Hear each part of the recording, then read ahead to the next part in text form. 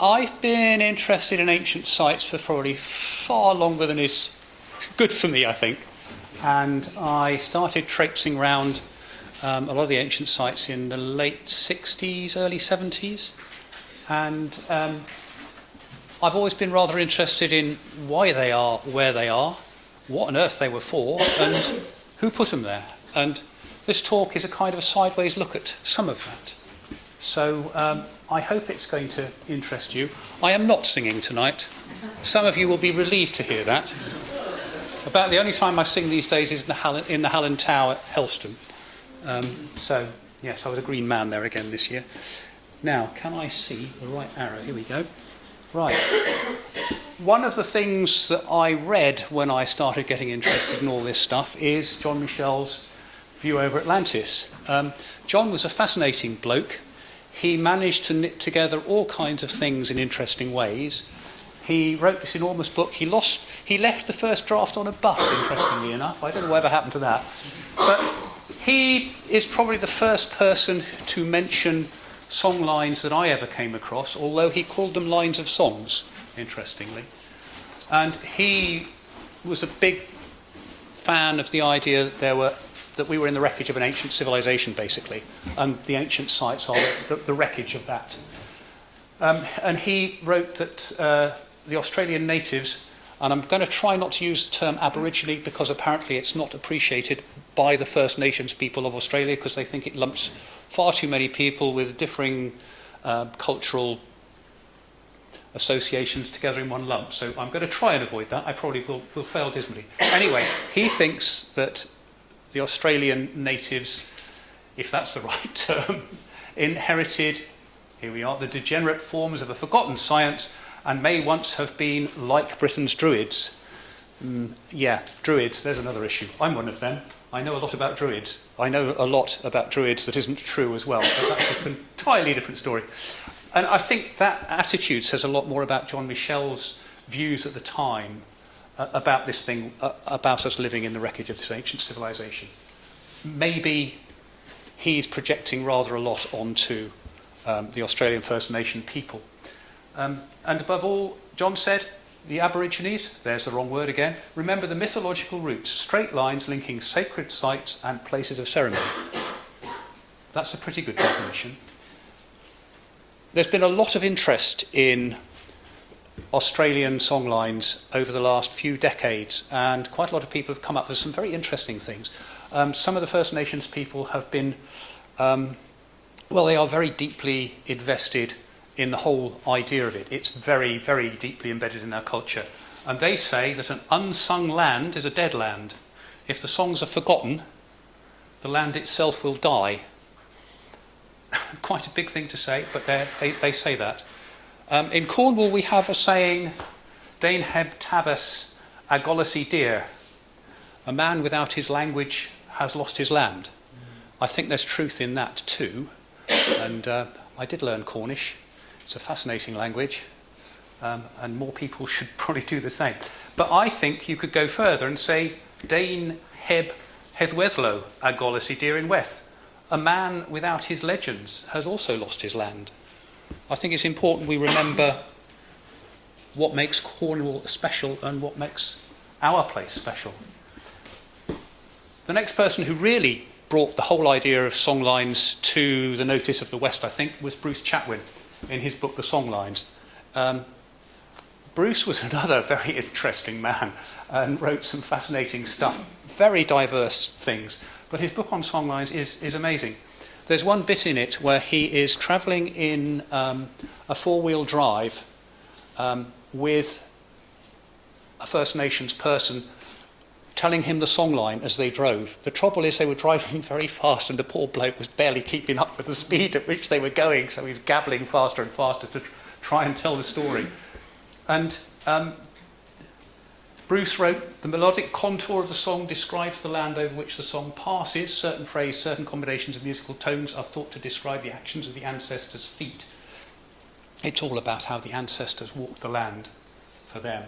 An expert song man would count how many times he has crossed a river or scaled a ridge and be able to calculate where and how far along the songline he was A musical phrase is a map reference. Music is a memory bank for finding one's way about the world. There's a slightly more modern interpretation of that coming up in a minute. So if the lizard man were dragging his heels across the salt pans of Lake Eyre, you could expect a succession of long flats like Chopin's Funeral March. If he were skipping up and down the MacDonald escarpments, you would have a series of arpeggios and glissandos, like Liszt's Hungarian Rhapsodies. I think Bruce Chatwin put that absolutely beautifully. And the thing to remember is just how long ago people arrived in Australia. The first people who got there were some 60 to 65,000 years ago. And their culture hasn't changed much until the Europeans arrived relatively recently. So they've probably got the oldest continuously existing society on Earth. Their Dreamtime stories may date from a very, very long time ago indeed. And again, I'll come back to that in a minute. So they may go back to when people first arrived in the land. Charles Thomas wrote a fascinating book called The Drowned Landscape about the Isles of Scilly. And in that he talks about how the biggest barrows are on the most prominent locations, and he talks about them being the founders of the society there. In some ways, the sorts of things that are happening in Australia are kind of about the first people to get to a place and put their mark on it, I think. So Australian rock art is only young. It's only about 10,000 years old, but maybe up to 40,000 years old. And in some cases it shows things that appear in the songlines. So the songlines go back a very, very long time too. This is supposed to be a map of Australian songlines. These lovely straight lines. The only problem with that is, as far as I can tell, a lot of songlines in Australia are not straight. They meander across the landscape from one important place to another. But they are described as meridians of subtle energy currents. I don't know whether this is a Western term that's kind of been adopted by the First Nations people. There's some of that going on with some of this. But the story goes that the ancestors who came to Australia first sang the land into existence. And so each sacred site has a story about how it came to be. And the stories are linked together in songs of mythology which stretch right across Australia. The ancestors are said to have created the country in the dream time by singing it into being. All the special places that make the country. And this term songline is a Western one. It is the result of John Michel and then Bruce Chatwin, I think, because the First Nations people talk about dreaming tracks, dreaming journeys, paths of the ancestors, and ways of the law. They see this as not law in the way we might think of it, but rights and responsibilities, I think, is the way to think about it. So they have a very interesting relationship to that. And I was saying about not calling them Aborigines. The people from the Torres Island Straits don't see themselves as being the same as the rest of Australia. There are over 200 different languages in Australia, and there are very many different views of the dream time, and they vary from place to place. So the other thing is that the dream time is not the distant past, it's also now. So there's this time in which the place was created, but it isn't lost and gone. It carries on, and it's here now. And the rainbow serpent is something that you probably have heard of, and that pops up in a lot of Australian mythology. And it's a vision of dreamtime energy. And it's the creative energy that infuses the land. One of the Druid groups that I sort of belonged to was the Nuivra Order of Druids. Now, Nuivra, that word actually comes from Cornish. The word for a wire, an electric wire, is gweaver. And with the mutation to go the wire, it becomes an weaver. And Nuivra is something that's found its way into a lot of writing about Druid beliefs. In a way, our energy lines are rather like the rainbow serpent, and probably a little bit like our electric wiring in our houses, who knows. But no, the word is there in some Druid writings. And they say that creation came into Australia from up here. And that, of course, is where the first peoples arrived, as you saw on the map just a little time ago. So in some ways, this is about the creative energy of the first people coming into Australia, spreading across the place and making it what it is. Hold on, we need another one. I've talked about how old things are. I came across something in the Scientific American from the 2nd of January this year. A geologist called Mick O'Leary has been looking at underwater landscapes. This is an image of what happens if you take the sea out of that bit. He found underneath the ocean a couple of watering holes in an area that's been flooded for 7,000 years. He was giving a talk on this area to some First Nations people, and there was a man there called Douglas, who's in his 90s, and he got very excited when he saw this, because he knew the song line that these watering holes were on. So that song line must go back well before 7,000 years ago, before the land flooded. And I think that's quite boggling in itself. O'Leary says that song lines, think of it like Google Maps, but all in your mind. I think it's rather more than Google Maps. I hope so, anyway. I'm not moving on, we try again. And I love some of the imagery that comes in this. The fairy emu. Who knew you could have a fairy emu? I like that, yes. A big rock stands in the sea 6 miles from Byron Bay. A man named Ungunthungulli made that rock. Ungunthulli is our father. He's the father of the whole world. He's the man we've got to be afraid of. No matter what we do wrong or where we go, where we do it, he'll know, and no man has seen him. I don't think I want an ancestor quite like that one. I don't know about you. And then he went away from there and walked inland from the coast. He travelled over the mountains with his dog Kurum. He had a walking stick, and when he put the stick into the ground, he left behind a stone like a basin. As he travelled, he left the bean trees, and he named the different places on his journey. He named Wooden Bong Ungathumbung. He went over the range to the head of the Condamine. When he knelt down to the river to drink, he left his handprints in the stones. We've got a few of those handprints in various places in Cornwall. Try again. Does anyone know that one? It's the Giant's Quoit at Prospidnick.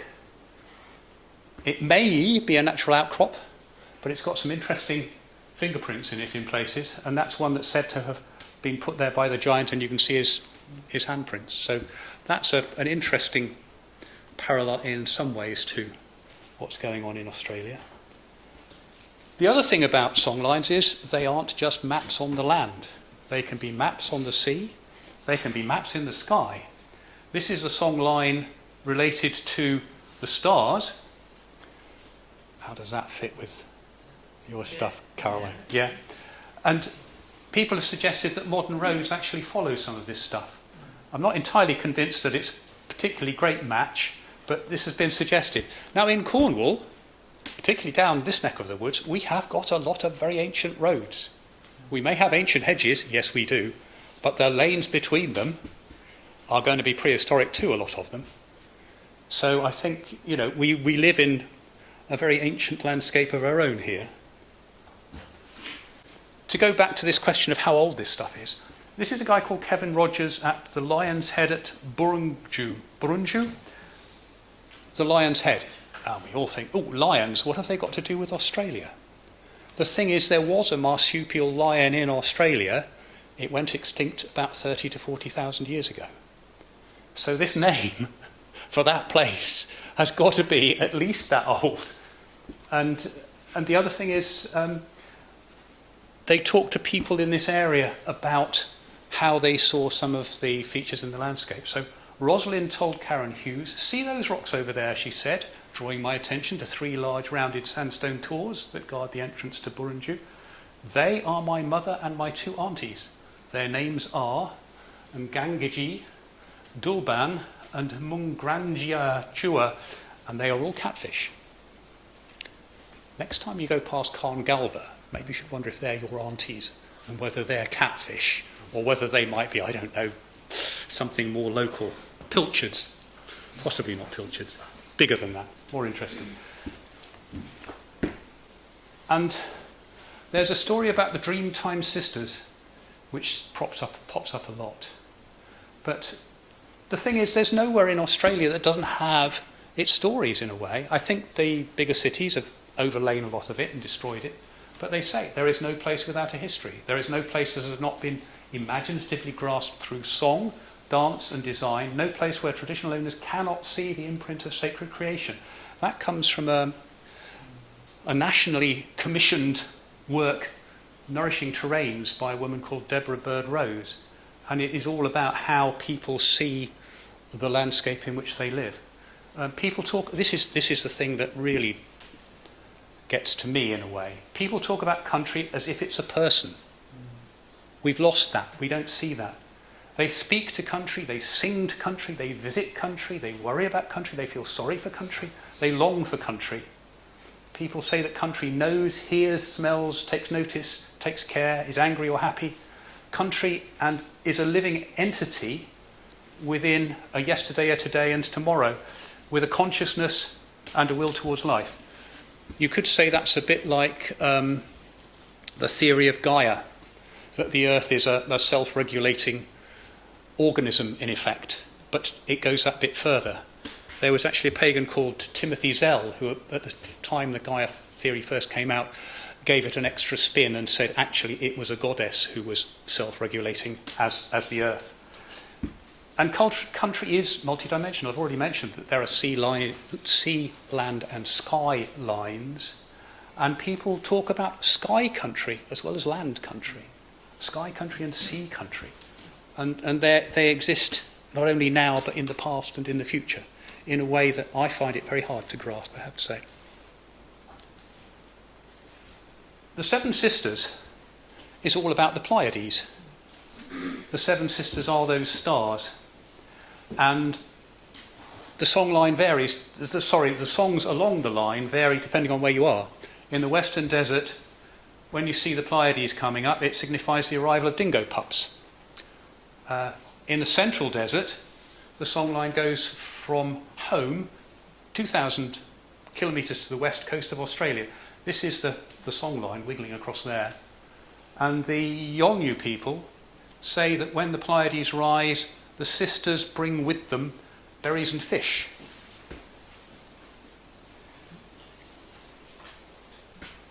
We've got a great big hole in our mythology.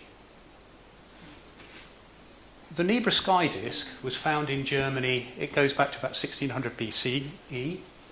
It shows the sun rises and the sun sets on this side. It's lost a band of gold there. So it actually shows where the sun would rise and set at summer and winter solstices.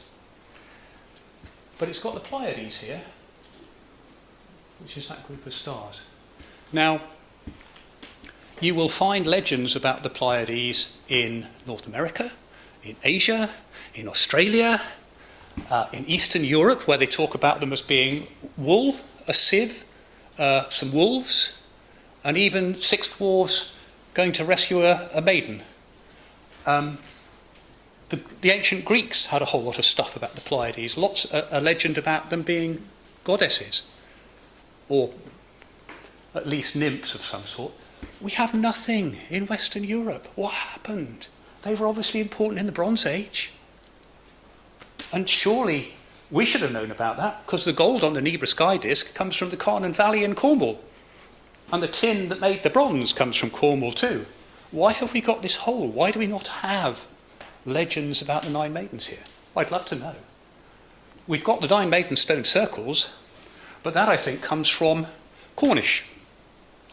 Main means stones, but in Lake Cornish they stuck a D in it for some reason, best known to, who knows, I don't know, it became Medden. Goon is a moor, but the moor is Anwoon. So Anwoon Medden, Anwoon Wedden, you end up with 9 maidens, I think. People also talk about Dawn's Men for one of the stone circles. That's Daunt's Main in Cornish, which is the stone dance. We've got stone circles, which are 9 maidens. We've also got the St Breock Downs 9 maidens. And that's another hole in our mythology in a way. And I think it shows that the stories we think we know aren't probably all they used to be. A man called Robert Heath wrote a really interesting book about the Isles of Scilly, which he published in 1750. He's got all sorts of amazing details in there. For instance, there was a guild of women healers with a woman leader who looked after the health care of everybody on the Isles of Scilly. But in his appendix, he has a legend about these stones on St Breock Downs. A woman and her children were left by her husband, who sailed off to do something. He was gone so long they became destitute. They went up onto St Breock Downs to watch for him coming back. And if you go to where the Magi Stone is now, you can see Padstow Harbour very clearly. But he didn't come back, and they all starved to death, and the stones mark where they died. You won't find that in Robert Hunt, you won't find it in William Bottrell. It's a story that just got lost somehow. There must be lots more stories that accidentally got lost. But I'd still love to know why we don't have legends about the Pleiades. There's also stories about the 3 brothers. And again, we don't seem to have stories about 3 brothers. It's an important songline theme across quite a chunk of Australia. We've got the 3 brothers of Griffith. I don't think that counts, really, unfortunately. And then there's Chiringas. These are a fascinating thing, and I think they do relate to what has happened in Cornwall. Chiringas are ritual objects, I suppose you could say. They worked like passports. They worked almost like objects trading culture rather than trading things. They also traded greenstone axes as chiringas in Australia. That's a greenstone axe that was found in Essex that came all the way from Cornwall. So they were trading axes, so were we. And there's a guy, the Aboriginal leader Dan Flynn, said that the trade route is the songline. Songs and not things are the medium of exchange. Trading in things is the secondary consequence of trading in song. So it's actually passing the culture along, it's passing the songs along, it's passing maybe these ritual objects along.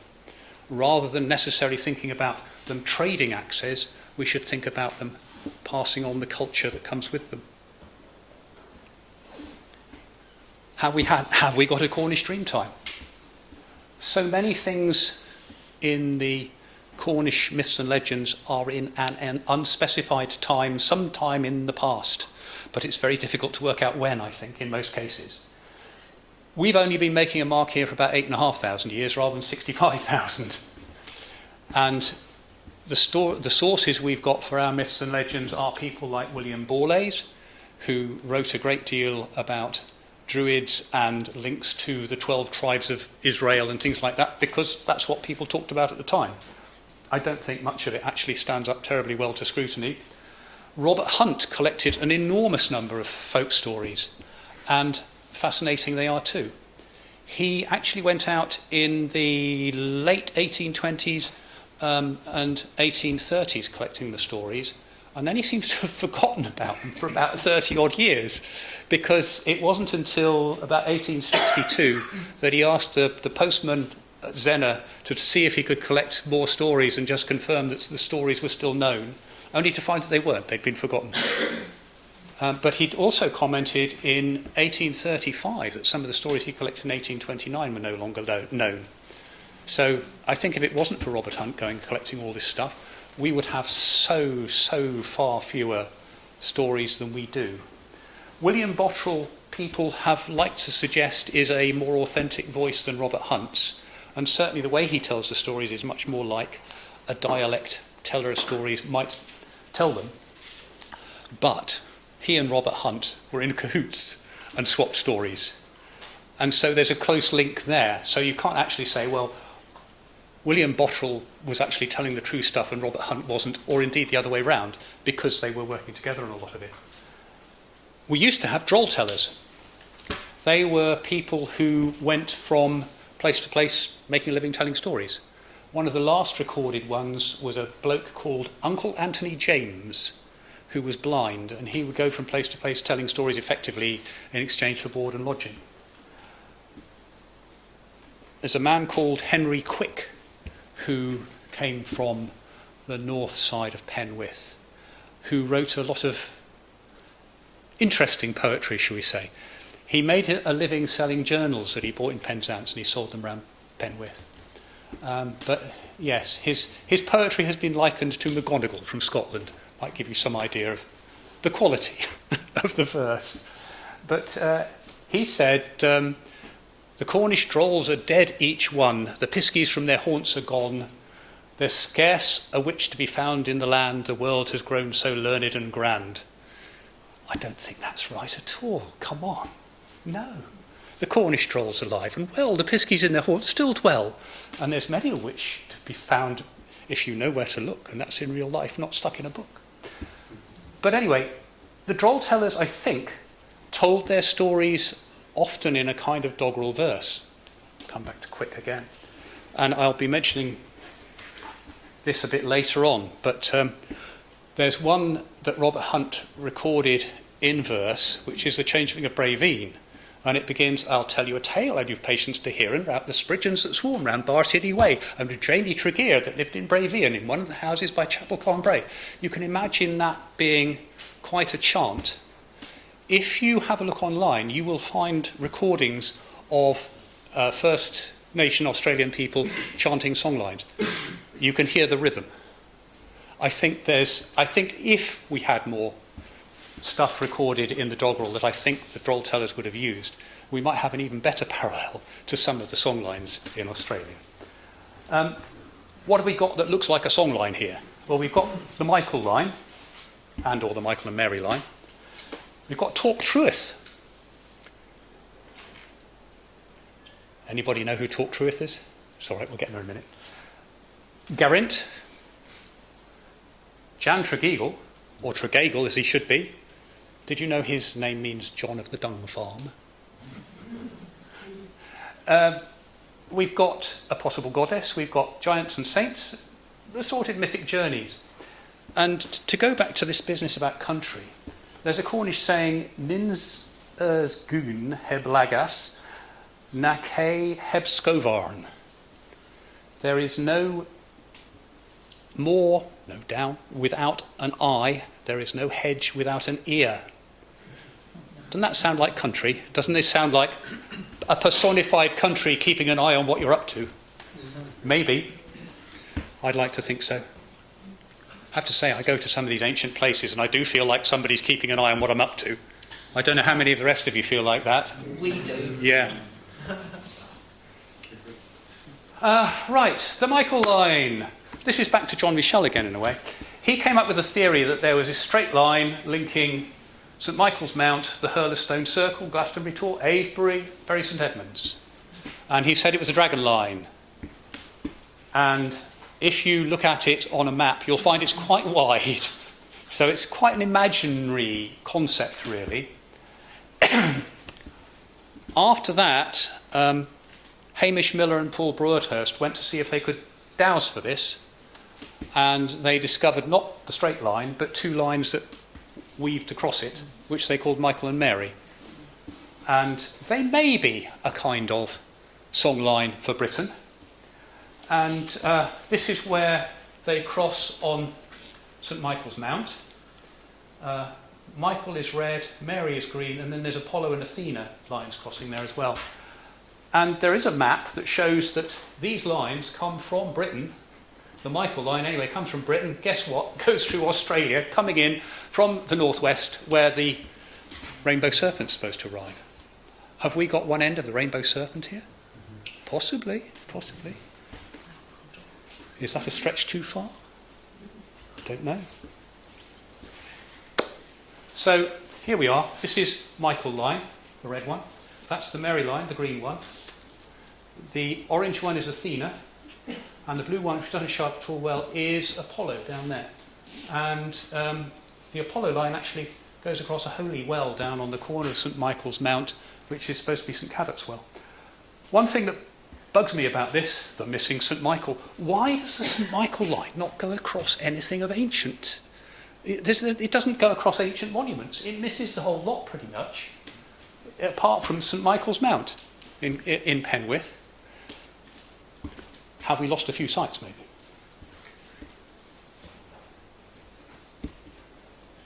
Now, Torc Truith is actually a very large and very vicious mythological boar from one of the stories about King Arthur. There's a man called Yscythwyn Penbaith, and after he was killed, Arthur and his host departed for Gelliwick in Cornwall. That's probably Callybray near Newcastle, if anybody wants to go and visit. And thence he sent Meneu, the son of Tergwaith, to see if the precious things, a comb and scissors, were between the two ears of Torc Truith, since it were useless to encounter him if they were not there. So they were chasing this enormous boar across Wales to collect these things. Then Arthur and his hosts proceeded until they overtook the boar in Cornwall, and the trouble which they had met with before was mere play to what they encountered seeking the comb. But from one difficulty to another, the comb was at length obtained, and then he was hunted from Cornwall and driven straight forward into the deep sea. And thenceforth it was never known whither he went, and Aneth and Aethlem with him. Then went Arthur to Gelliwick in Cornwall to anoint himself and to rest from his fatigues. So you might think, where on earth? The description of the route is very, very vague. But King Arthur's Hall, maybe that's where he went. Maybe he went to Castle Andinus, which is also known as King Arthur's Hunting Lodge. Maybe he came down past Cornbray and ended up going into the sea at Perinothno. And I don't know how much of that you can see. There's a little figure there, which is supposed to be King Arthur riding on a boar. And a man called David Matthews told me about that in 1998. Just possibly, we've got a Torc Truith line coming down through here from the Arthurian legend. That may also be a bit of a stretch. And, King Arthur's Hall, fascinating place. We're still waiting for some optical stimulated luminescence results to date this properly. I think it's going to turn out to be prehistoric. I very much hope so. And Castle Andinus, with its maintenance crew there, helping out. And, of course, Cornbray, with its giant legend. Geraint is somebody else who pops up in Arthurian legends. The Cornish village of Gerrans takes its name from a Cornish king, Geraint. And his name, he was a saint and a king, and his name is spelt in all sorts of ways. Gerontius, the dream of Gerontius appears in Arthurian legend. Gerontius, Geraint, Geraint, Gerendus, Geron, and Gerenus. And he's supposed to have lived at Dingerin, down here. And when he died, he was rowed across the bay to be buried at Carn Beacon, up there. And he was rowed in a golden boat with silver oars. Quite what a Dark Age king was doing being buried in a Bronze Age barrow is anybody's guess, but it's a lovely story. Is this a story linking mythological places that we can see as both a land and a sea songline in Cornwall? Possibly. If you're up there at midwinter, you can see the sunset behind this point. So maybe there's an astronomical thing going on there as well. What do you reckon? Okay. Jan Tregeagle. He was a 17th century crook, a steward and a magistrate. He ripped people off left, right and centre. And there was one particularly troublesome court case about who owned what, where and when. And the story goes that at Bodmin Assizes, he lived there, and at Shire Hall in Bodmin, they were having this court case, and they summoned his ghost back to give evidence, because he was the only one who would know the truth about what had happened in this dodgy land deal where he ripped somebody off. So he turned up and he gave his evidence, and then they said, right, that's enough, off you go then. And he refused to go. And after that, they had real problems with him. So they sent him up to Dosmery Pool, which he had to empty with a limpet shell with a hole in it. That didn't work out. He ended up being chased down to Roach Rock by the Devil's Hounds, and he had his head stuck in the chapel at the top while the Devil's Hounds ripped him to pieces from behind, and the noise he made was really upsetting for the poor hermit who was in the chapel. So they eventually managed to persuade him to go up to the beaches of the River Camel to make ropes out of sand. That didn't work out, so they sent him down here to Low Bar, where he had to sweep sand across there, and in the end accidentally created Low Bar. That didn't work out. They sent him down here to sweep sand around the headland there. That didn't work out, and eventually he ended up at Nan Geisel. So what's going on there? Because this is not what a 17th century steward's really going to do, is it? Is this not really a giant tale or an ancestor tale about making the landscape? Did he not dig out Dosmery Pool to make it? Maybe he made the rock outcrop at Roach Rock that the chapel is on. Maybe he did something to create the beach there. Maybe he did create Low Bar. That's been there since prehistoric times, I think. So maybe he made that. Maybe he's a creator, ancestor, or giant, rather than just being a mad ghost who was once a 17th century crook. Dosmery Pool, wonderful place. The stories about Excalibur being in there only go back to a Victorian poet. Roach Rock, oh, I love it. How many of you climbed up to the top? Nobody? Ah, yeah, wonderful. Low Bar, one of my favourite places, and of course Gwenver is just lovely as well. So if Tregeagle created that lot, I'm very grateful to him, I have to say. And then maybe we've got our own harvest goddess who has something to do with the sea.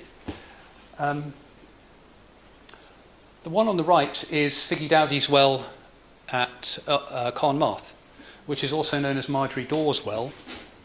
And there's a rhyme about Seesaw Marjorie Daw, but the Cornish version is that she sold her bed and laid on the straw, and the piskies came and carried her away. Definitely, you don't get piskies anywhere else, do you? So that's definitely Cornish. Some years ago I looked at this. It must have been 95? Something like that. I looked at the Cornish. Now, the Cornish for harvesting is Marjorie, maybe. A scythe is filch, so maybe that works into Figgy. Daw could be dew, could be God, could be good. So you may have the reaper of the good scythe, the good reaper of Figgy Dowdy, the scythe of the good goddess, Marjorie Daw, the good harvester, possibly. And of course, Madge Figgy is supposed to have spent a lot of time on the chair ladder off the coast on the coast of Penwith, where she is reputed to have called up storms to sink ships. Now, one of the things that fascinates me about that is that in other Celtic places in Britain, they have the Cailleach in Scotland, in Ireland, and the Isle of Man. And she is an ancient goddess of the sea and of storms. So just maybe something's going on there. But in Cornwall, of course, we have Grach. Now, most people think that just means a witch, but it's a kind of derogatory term for a crone, for an old woman. It's recorded in Wales as well, of course, and in Brittany. But in Brittany, there were actually Groach, who were a set of priestesses who worshipped the goddess of the sea and wells and that sort of thing. I think Madge Figgy is actually much more interesting than just a witch who caused shipwrecks. So I'm kind of hoping that this is one of our really interesting ancestor goddesses here that we may have misinterpreted. I'm hoping somebody's going to argue with me in a minute, but save it all up for later or have a go now if you want. Madge Figgy again. Madge Figgy. A ship was wrecked in Portlow, and a very richly dressed woman was found there with a lot of gold on her. Magifiggy is supposed to be leading the people doing the wrecking and said, oh, that's all cursed, you can't possibly touch that. And they gathered up all her belongings and put it in a chest and took it up to Magifiggy's house at Raftra. After which, the drowned woman came back as a ball of light, floated up to the chair ladder, and then up to Figgy Dowdy's cottage. Does that sound like a songline? Maybe. Maybe. I don't know whether that's about the creation of the chair ladder or something to do with why Figgy Dowdy was living at Raftra. And there's a lot of stories about giants which fascinate me, because the giants were often throwing stones to each other. I kind of think this may be more like exchanging chiringas or trading greenstone axes than throwing ordinary stones. The giant who lived at Warpstone, Bury, he was a bit unfortunate. He was killed when the giant at Lanson threw a hammer to him, and he wasn't looking and killed him. And he was very unlucky, because exactly the same thing happened when he was killed again by the giant from Cadolden Beacon. So how he managed to get killed twice by somebody chucking a hammer is anybody's guess. I still think there's something about greenstone axe trade going on there. And it rather begs the question, what is a giant? Is a giant just the big man of the day, the man who was the head of a clan, a tribe, who ran the hill fort that he lived in? Or is there something going on, as in the Australian songlines? Is he some sort of creator ancestor creating features in the landscape? Is that something that's going on here as well? And then you get Treen and the main giants. There are two Logan rocks at Treen. There's the Logan rock and the Lady Logan. And I've never managed to make either of them move. Anybody? No? Nobody's managed to do that. The giants at Treen actually sang their castle into being. They magicked up out of the sea. Doesn't that sound like one of these Australian ancestors creating a landscape feature? The giantess, there you go, having no household to think about, grew, as most unemployed women do, peevish and troublesome. Not looking for trouble here. The giant, having little or no work to occupy himself with, grew fat and lazy. Quiet and good-tempered as he was dreadfully tormented by his wife. The story goes on. A happy thought struck a wise man of Treen. He advised that a baby should be stolen from the giant of Maine, who had a large family and was moreover a very troublesome and aggressive neighbour, if one may credit stories of his hurling rocks against Treen giant, which are still to be seen at Skewjack Moor on the bounds of their two territories. So what happened was they went and stole the child. The giantess fancied him, killed her husband, and took up with the stolen child. I don't know. Does this sound like the sort of thing that might have happened in an Iron Age tribe? And if so, why are they chucking rocks at each other? And again, is that trading greenstone axes? What's going on there? But giants throw stones. Just remember that one, because we've got more stone-throwing giants. The giant bolster, who you will know of, I'm sure, could stride between Carnbray and St Agnes Beacon.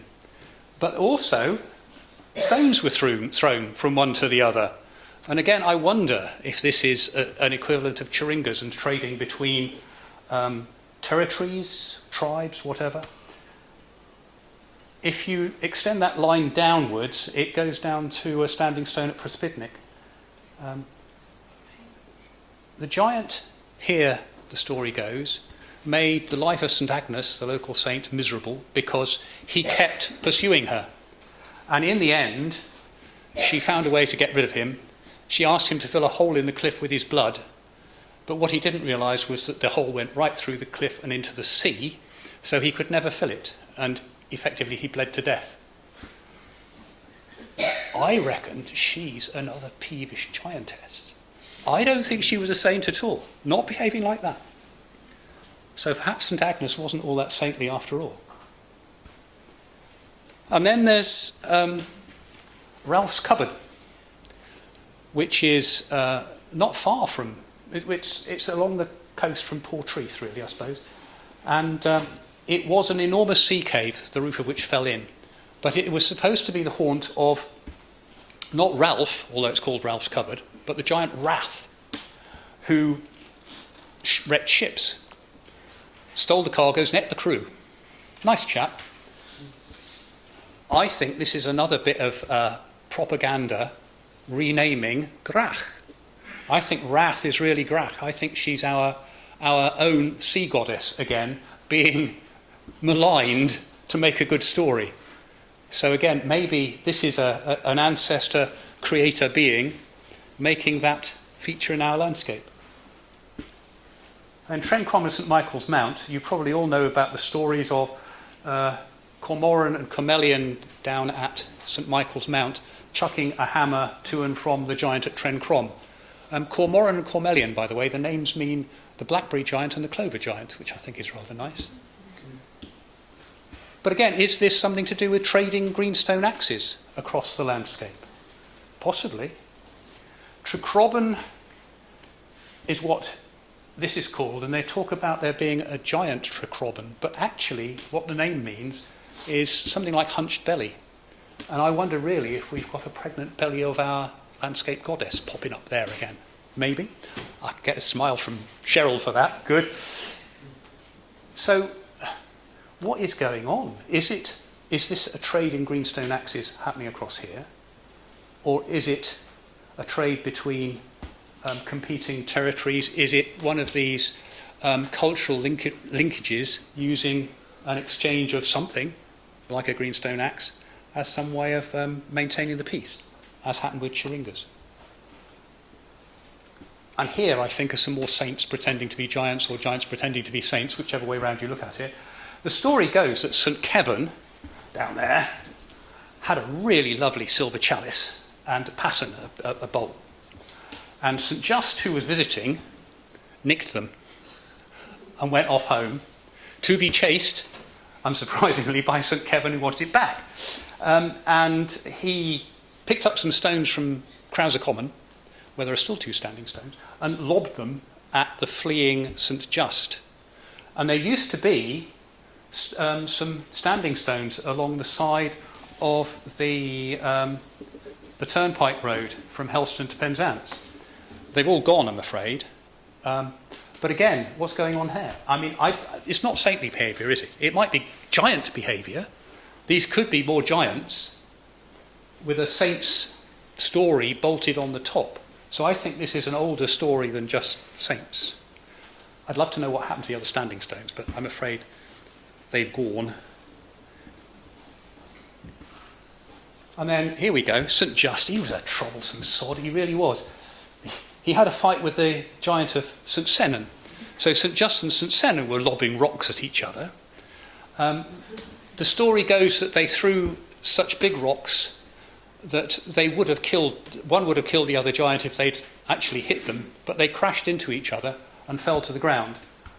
And Tom Thumb's Rock, as it is called these days, is where it landed, and that's it there. But, actually, that's not Tom Thumb's Rock. It is Tom's Thumb Rock. Because we'll come on to Tom in a minute. Tom is another giant. And there's his thumbprint in the top of the rock. So it's not about Tom Thumb, the diminutive creature from mythology. It's another giant. So actually you've got giants busy chucking rocks at each other, pretending to be saints. And Tom, the big story about Tom is that he was in Marazion, and he was asked to deliver some beer to St Ives. And he sets off to do it, and he meets a giant along the way. But what he's doing is travelling from one cliff castle to another. So these are late Bronze Age, early Iron Age features being linked by this straight line. Maybe it's a song line. Maybe it's an early route. Of course, this is the current pilgrimage route that runs across there.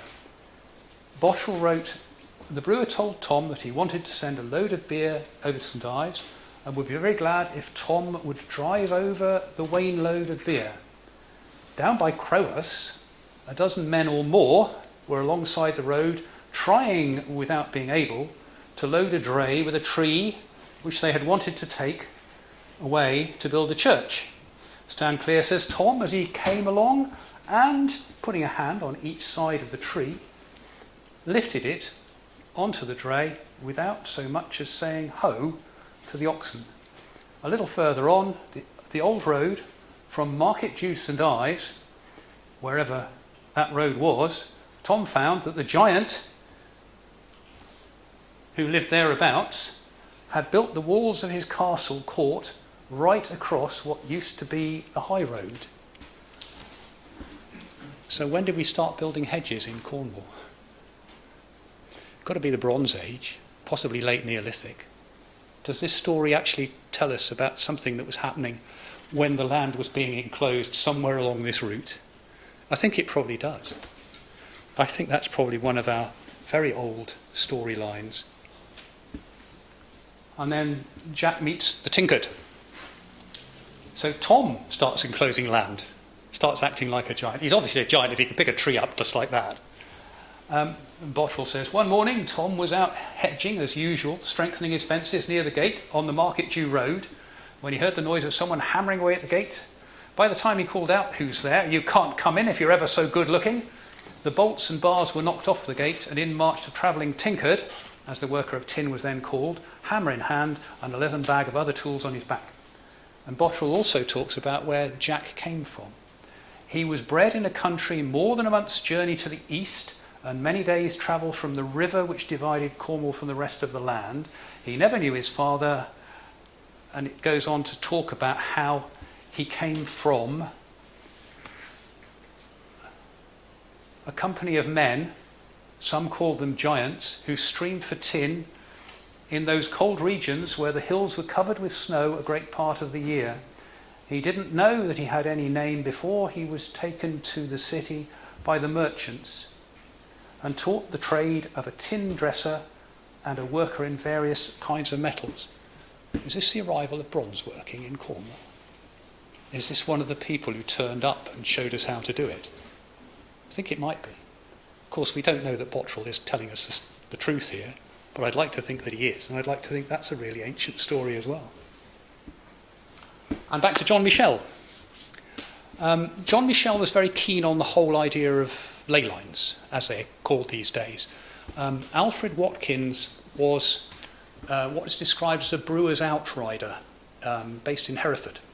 His family's business was brewing and milling flour, and he travelled about the place.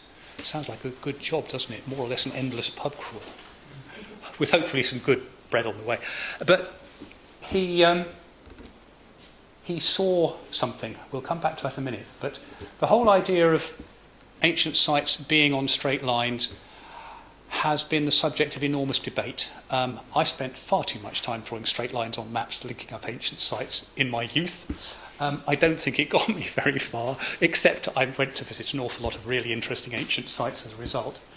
But John Michel got fed up with some of the criticism of these lines, one of which was, well, the lines link places of all sorts of different ages. So he came down to Penwith, and he looked for alignments of standing stones, which are all of the same date. And he published his book about it, which is 69? Something like that. Yeah. And he came to talk to us at the Earth Mysteries group, and I drew him a picture. And that's just there because I like drawing pictures. But this is the result of what he did. I don't know if you're going to be able to see this, to be honest, but there are little purple circles which are his sites, and they are linked by lots of red lines, which are the alignments linking all the standing stones that he found. If you want to see an even more elaborate version of this, a guy called Paulden Jenkins has produced the most amazing online maps of alignments of sites in Penwith. But this is John Michel's work down here. And that pops up again in a little while, in an interesting context, I think. Oops. Try again. So, now we come to some of our other legends down here. There's the story of the Bucker at Newlyn. And he stole the fishermen's nets, and he was chased across the valley, and he jumped onto Tolcarn, which is a rocky outcrop up there. And if you go there, you can still see the marks of the net that he dropped in the rock and his footprint. The net is actually some harder minerals that stand up in a sort of lattice on the top of the rock. These days it's horribly overgrown. It should be hard to find it, I think. But this is the story that he leapt across there. The Bucker is an interesting character because he appears to be a sort of sea god and a storm god. And people left offerings of fish for him at Newlyn. So again, a very interesting character. But those alignments that John Michel found, here's one end of one, and guess what? It actually matches the route the Bucker took. So this route that the Bucker took is on one of John Michel's alignments of standing stones. When I first spotted that, I thought that was pretty bizarre. This one isn't, unfortunately, but this is a story of Anne P. Tregear. Now, Craig Weatherhill and Paul Devereux wrote a book about Cornish folklore, and at the end of it they had a little section on mythic pathways and talked about how they might relate to Australian songlines. And they suggested that this one, Anne P. Tregear's journey, might be a songline. She was at the market at Penzance. She saw a fairy stealing from a stall after she'd smeared her eye with a bit of cream, and just had to run off home quick. And she didn't go the ordinary way. She didn't go via Poltegan Bottom and Boswednan, although that's the nearest. Instead, she went via Castle Horneck Fields. And if you look at that, that's the route of an old churchway. Back a long, long time ago, people would carry coffins to churches along these churchway routes. And there is a straight churchway route there. And if you walk along some of them, you can find still the coffin resting places along them. Probably the better known one is one on the north coast, which we'll come to again in a minute. But that appears to be another interesting line linking the fair folk and Art P. Tregear and a mythic route. I like the Queen's visit to Baron Ewell. That's a lovely story. The Queen, I don't know which Queen it is. She turns up and she ends up at a place called Baron Ewell. And she meets the old lady who runs the place. And they have great fun getting drunk as skunks together. And it's a lovely story. But it's not about what happens there. The place is still there at Burnew Hall Farm. But it's the route that the Queen took. So she starts at Mousehole, and she ends up down at Burnewell, and it's a fascinating route which also happens to match one of John Michel's alignments. How is this possible? How can you actually find an alignment of standing stones and then find one of these songlines effectively that goes along it? It goes from Mousehole Chapel through Castellet Carn stone, and then the Northeast Piper, and then down to Baron Ewell. So it's a fascinating alignment of ancient sites with a fascinating story attached to it. One of my favourites, I think, is the Fairy Master. Grace is a young girl who's fed up with being at home near Carn Canidjack, with only her grandma's old gowns to wear. So she decides she'll go into service. She goes to the Carn and there meets the fairy, who asks her to come and look after his son. His name is Bob of the Carn, or Bobby Carn, and he lives at Chipons, which is on modern maps, just north of Nancledra, and nearby there's a Booby's Castle.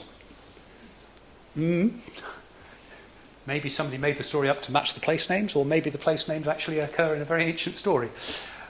There used to be a rock arch somewhere on Trink Hill, and there's a description of Bobby Khan's house near a stone arch. So it really does fit the landscape. And this is another one of John Michel's alignments. And again, isn't it extraordinary that you can map an old folk story onto an alignment of ancient sites? Yeah, he does look a bit like Poldark, but that's because I nicked Poldark for the drawing. And it goes from Tregorceil Circle, where Grace and Bobby Khan could have started their journey. It goes through Bosman's Common Menhir, which is on a May Day sunrise from Tregorceil, where you're going to be going. And then it goes on through West Lanyon Coit, through the Courtyard House village at Mulfra, aligning on Chai Ponds. And the story mentions that they pass a grand house, which could possibly be Lanyon Coit or the Courtyard settlement. If it's either one of those and they're talking about it being a grand house, just how old is this story?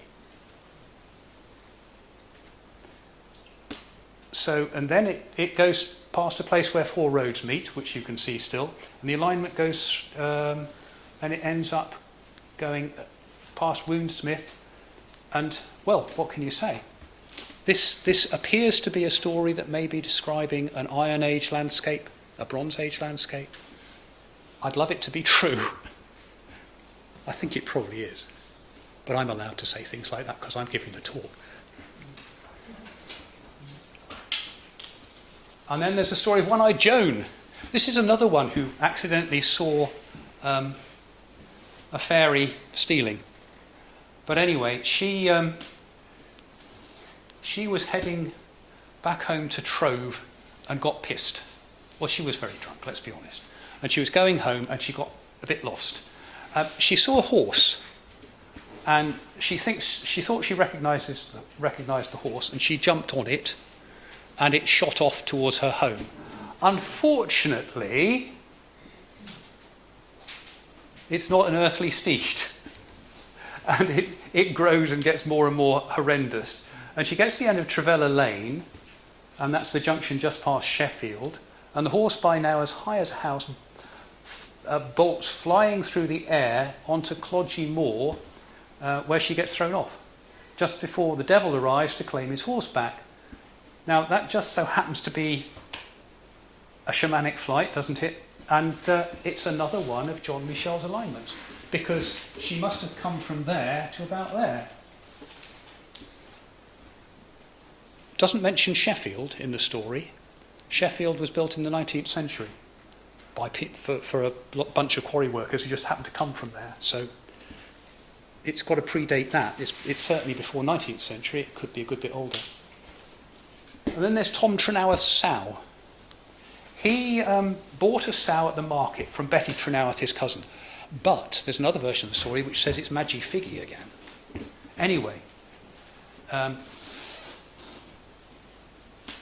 sorry, I've got that the wrong way around. He bought the sow at the market, but his cousin Betty Trenawarth, or Maggie Figgy, wanted to buy it and was very cross that she couldn't. And in the end, she cursed the pig, and he could not get it to fatten at all.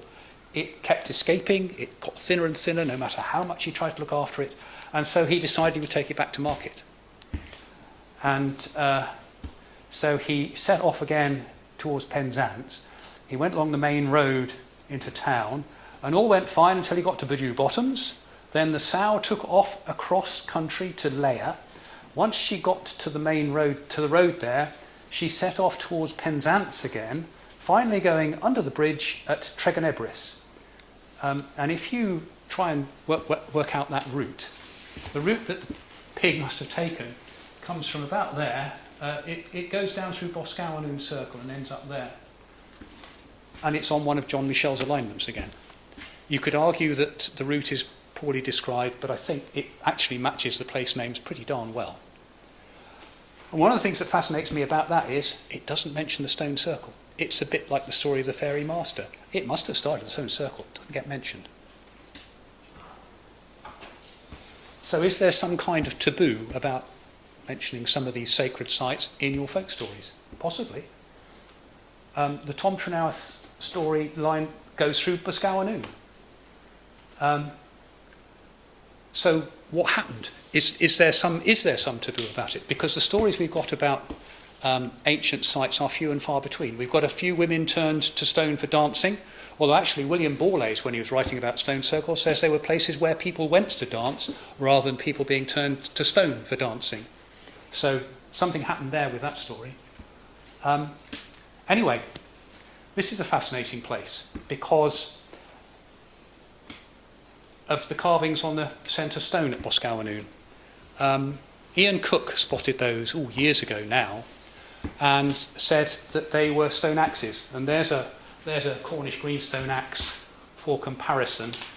So pretty reasonable thing to suggest. Aubrey Burl, who was a great expert on prehistoric stone circles, wrote about this and said he thought they were greenstone axes and it was something to do with trading greenstone axes in Cornwall. And everybody thought, oh, that's good, that's, and I thought, great, fits my story beautifully.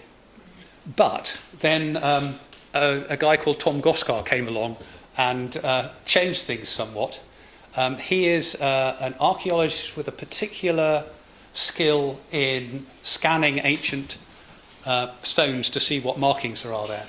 And when he scanned these, he found they had toes, their feet.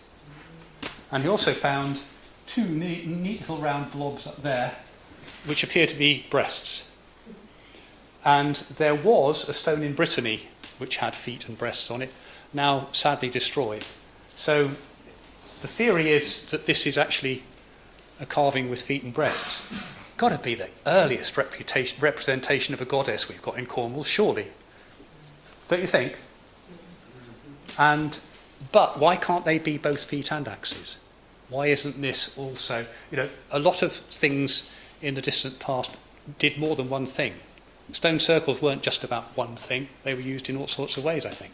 And the same goes for a lot of other ancient monuments. I think they probably had more than one function. But fascinating place, and it's nice to think that this really is a very old carving of a goddess. There are other stories that don't quite kind of fit the straight line motif.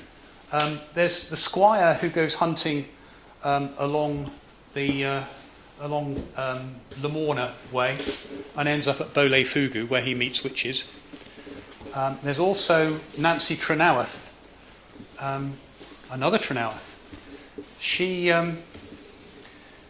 was very fond of Frank Lanyon, as we say these days, but he drowned.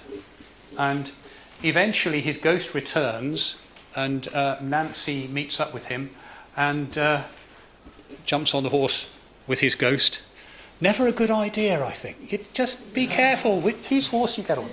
And he took her all the way up here to Bole Fugu and then set off towards St. Buryan Churchtown. Whether there doesn't seem to be a decent alignment of anything between Bole Fugu and St. Buryan Churchtown, but that's a possible interesting storyline. And the Changeling of Braving is another one I liked. You've got a little burst of the verse there. Poor Janie Tregear took her baby, which she thought was a changeling, to Carnuni Well to bless it. The first 3 Wednesdays in flowery May, she plunged it deep at the dawn of day, passed it slowly 3 times against the sun, and then 3 times round, and when all was done, that imp of a child roared aloud for fun. The changeling wasn't going anywhere, basically. It ends up in a rather gruesome tale, I think, of traditional Cornish child abuse, because she beats it black and blue on the ash pile before the door and then sticks it under the church stile overnight. But don't worry about that bit of the story. It's all in the distant past anyway. So she carried her child along. She must have carried her child along this route, from about Bray Menhir up to the well. And she finally realises her baby is a changeling when she's going over the hill, and he's hailed by his wife and child. But anyway. The other interesting thing is that this actually links up to the route taken by One-Eyed Joan and Tom Trenawarth, which we'll come back to in a minute. It's fascinating how these stories link. That's what Carnuni Well used to look like before it got a bit overgrown. That's from about 1905. And a bit of the changeling story goes, no tongue can tell the trouble it gave her to work the spell and dip the shaver. From home to chapel uni was a mile or more, and surely it tried Janie's patience sore to trudge back and forth from the chapel well with this brat on her back to work the spell. Was she making the well? Is there something going on like that? Is it that kind of ancestor story? I'm not entirely sure about that one. The other thing that happens in Cornwall is we've got totem animals, it seems, as they do in Australia. There are tribes in Australia that have particular associations with particular animals. In Cornwall, we've got Camborne merrygeeks, but that's named after St Mary-Asset. Marazion crows, Ludgvan hurlers, Golville bulls, Mousel cutthroats, Newlyn buckers, Sancreed pigs, Buryan boars, St Leven witches, Sennen something that Bottrell thought was far too rude to tell you, or Danes, St Just Puggins, or red-tailed drones, Morva chick-chacks or devils, Nancledro rats, Zena goats, Tuednat cuckoos, St Ives hakes. Are these totem animals for the tribes that used to live in the area? Why not? I'd love it to be true. Can you work out a tribal territory based around St Just and its drone and the stag up here? Possibly. That might also work into how Australian things work. And we do have stories that seem to be about mythological creatures. There's Main Screefer, and on it says Riello Bran Cunaval Philly. Now, a lot of people will tell you that that's about Bran, Royal Bran, son of famous warrior. But if you unpick it, of course, it's the Royal Raven, son of the famous hound. I've always hoped that Bran, who the stone commemorates, is from Caerbran. And again, is there a linkage here going on? Is there a story that relates between those two places? I can't see anything obvious about that to make that work. And then we've got the Tinners Way and Zena Churchway. Zena Churchway is the green line along there, and yellow at that end. And there are coffin rests along that. Craig Weatherhill was supposed to be leading the Earth Mysteries group on a walk along there many years ago and didn't turn up, so he did it anyway. And there are coffin rests along it, and it's a great walk.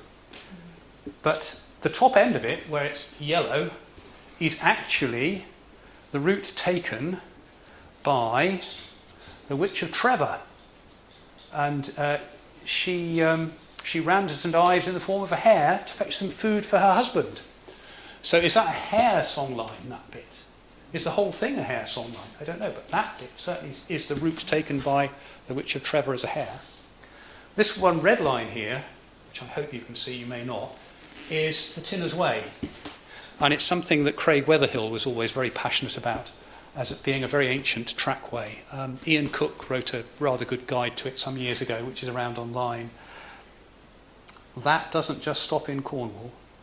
That carries on way up country. It goes past Carnbray, Castle Andinus, Nine Maiden Stone Row, which I mentioned earlier, Main Girtha, and lots of other places, all the way to Stonehenge. So that's a very ancient routeway. Does that count as a songline? Could do. I don't know what myths and legends go with it, but it's certainly a very ancient route going a very long way. And it goes past Tune Quoit, and it goes past Tune Castle, so it's worth walking it. It's fascinating. Now, I've talked about the lines and how they match things. So let's have a look. That's the Zena Churchway up there, which becomes the Witch of Trevor's story there. That's the story of St Just and St Sennen chucking rocks at each other, and it starts at one collection of John Michel's lines there. That's the main giants, doesn't match any of St Michael stuff. That's the route that the Portuguese lady took to go from the chair ladder to Madge Figgy's cottage at Raftra. That's one of John Michel's alignments there. There's One-Eyed Joan's story there. There's Tom Trenauer's sow there, and that line finished up there where the Changeling of Braveen line starts. Is that a coincidence? Don't know. Here's Anne P. Tregear. I wondered what on earth that might link up to. This is the Mary line. It links onto the end of that, where it goes across to St Michael's Mount. I only noticed that a few days ago, really, when I was working this up. That's the story of the ferry master up there. And that, of course, is Tom and his trip to St Ives with his beer. So I think there are a lot of interesting coincidences going on here between the folklore of a lot of these places and isn't it interesting that our landscape has these strange, strange things going on in it? Gubbu Ted Thomas was, I think he's died now, an Australian tribal leader. And he said this: I was in dream time. I seen this great wave going. I tell people about this wave. It wasn't a tidal wave, this was a spiritual wave. So to me, I believe that the dream time is going to be that. I believe the revival is going to start in Australia when we're dreaming. It's the humming bee that I'm talking about. They have lovely blue bees in Australia. And love. We've got to learn to love one another. You see, that's really what's going to happen to the earth. We're going to have tidal waves, we're going to have earthquakes. That's coming because we don't consider this land as our mother. We've taken away the balance and we've got to bring it back. He goes on to talk about hugging trees, which I thoroughly recommend. But isn't that great advice for living with your own land? I think it is. And he was obviously talking about climate change there and what may be around the corner for us. So, have we got songlines in Cornwall? I like to think we have. I like to think that a lot of the legends we've got actually link ancient places with stories. And they explain why things are in the landscape. And I think they tell us how some of them were made. So, the Tinner's Way may be a real songline. Certainly goes a long way. Is it more of a songline than the Michael line and the Mary line? I don't know. I don't know that you can work out what the Michael and Mary line are apart from things you can dowse. I can certainly find them. They're very easy. I live in Crowan and the Mary line zips up past the church there, and I occasionally take friends up there, give them a pair of rods and see what happens. And they usually sort of jump back in surprise when they cross as soon as they get to the line. What about the Talk Truth line, this line of the boar from Arthurian mythology? I'd love to think that was right. Got no proof for it, but hey. How old are our Cornish legends? I think some of them are very ancient. I think some of them have features that come from maybe the Neolithic, certainly the Bronze Age. In Australia, it's said that a songline is a celebration of the stories about the places it links.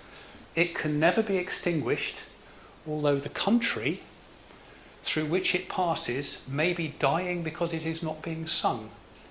Now, there are lots of people in Australia now singing up country. They're deliberately going and telling their songline stories to revitalise country, revitalise the landscape. And here are a few things you can do this weekend, to quote a certain Monty Don. You could go out there, you could tell these stories in the landscape and see what happens. I think it'd be a good thing to do. And I think we need to sing up our own country and recognise that it's so much more than just the landscape we live in. It's actually a much more complex, multi-layered thing. And I do hope that you go and have another look at it in a different way after this.